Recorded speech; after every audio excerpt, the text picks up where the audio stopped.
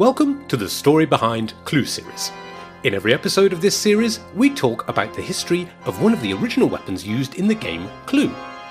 This series may not be appropriate for all ages, and listener discretion is advised. I wanted to save this weapon for last in the series because there's just so much information about it, and I'm only able to barely touch the surface of the full story behind this particular weapon. I can say, however, that the other weapons in this series, like the revolver and the rope, are actually better choices when it comes to murder. But for the sake of suspension of disbelief in playing the game and watching the movie Clue, let's ignore the fact that if you're stabbed, you have a 96% chance of survival. I'm your host, Emily Prokop, and this is the story behind the knife. But first, a quick message.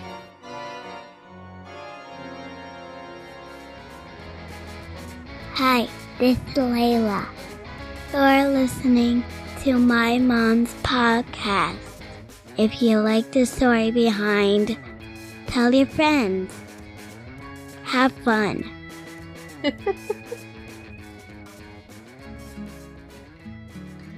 As long as humans have been making tools, knives have been fashioned from materials such as bones during the Ice Age, flint during the Stone Age, copper, bronze, iron, steel, and even alloys made up of a composite of different metals and materials for today.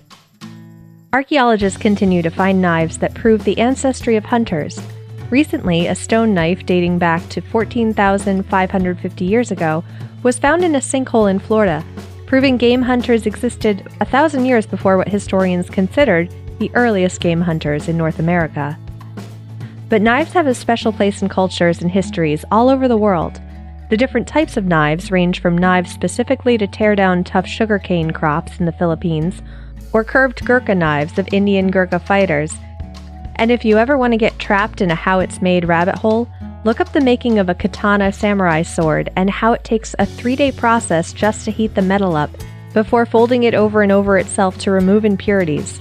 Knives have become so closely tied to cultures and history, knife collectors look not only for knives from around the world, but also from different points in history, especially if significance is held in the intricacies of the carvings on the handle.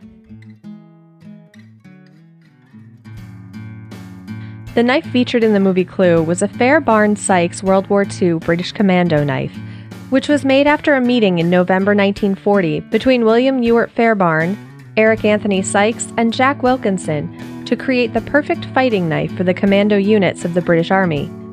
It was based on the classic dagger, but the balance of it was purposely a bit off to more easily facilitate tossing the knife between soldiers' hands without having to necessarily see the knife. It served as a part of Winston Churchill's propaganda efforts with the use of commando units.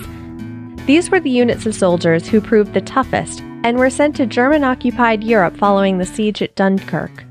But knives have been known to be part of war for probably as long as war itself. One man even attached knives to his wrists when his hands were cut off, and that was Galvarino, the Mapuche warrior. When the Mapuche, who were native to Chile, fought the Spanish colonials in 1557, they originally captured Galvarino, who was a young chieftain, and 150 of his men. They cut off their hands and noses as a warning to others to submit to Spain. While many of the men left imprisonment with only one hand cut off, leaders like Galvarino had both hands severed. When he returned to his commander, General Calpolacan, he had no intent to ask for surrender. Instead, he intended to fight them for their land and sacred religion. He was made commander of an army, and because he was unable to hold a weapon, knives were fastened to his wrist to use in what became known as the Battle of Miarapue. Although the ambush proved unsuccessful, Galvarino was known for using his knives to motion the Mapuche forward, yelling, "Nobody is allowed to flee but to die, because you die defending your mother country." Well, someone's got to break the ice, and it might as well be me. I mean, I'm used to being a hostess. It's part of my husband's work. And it's always difficult when a group of new friends meet together for the first time to get acquainted. So I'm perfectly prepared to start the ball rolling. I mean, I have absolutely no idea what we're doing here, or what I'm doing here, or what this place is about, but I am determined to enjoy myself. And I'm very intrigued, and oh my, this soup's delicious, isn't it?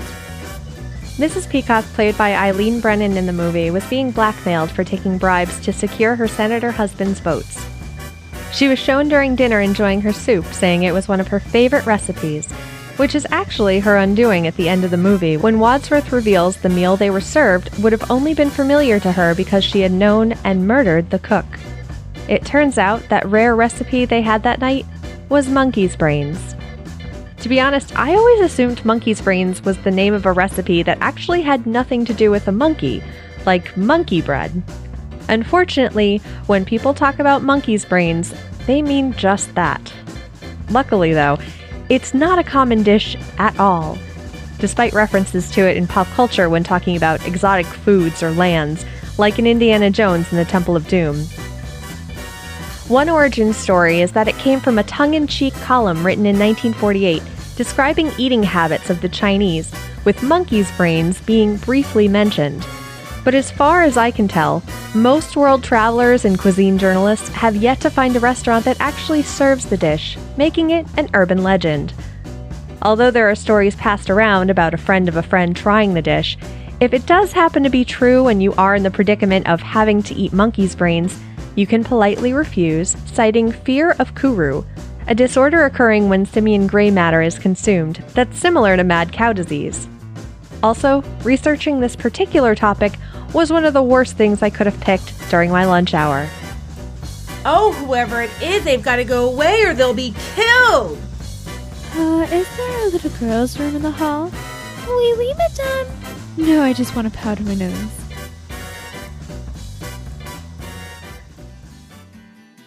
The Clue series butler you heard at the beginning of this episode was played by Paul from Rick and Paul Heal the World. The role of Galvarino was played by Stephen Jondrew from GonnaGeek.com. Mrs. Peacock imitations provided by Cece from Sincerely Yours and Amy from Ladies Love Paul Rudd. If you'd like to add your voice to the podcast, join the Story Behind discussion group on Facebook to be notified when I'm looking for guest voices for the show. Information for this episode was sourced from National Geographic, Mental Floss, the U.S. National Library of Medicine, and more links which can be found in the show notes at thestorybehindpodcast.com. This episode was brought to you by the Story Behind executive producers who support the show through the Patreon page at patreon.com/thestorybehind. And thank you to the newest executive producer, Scott Smith. Thanks for listening.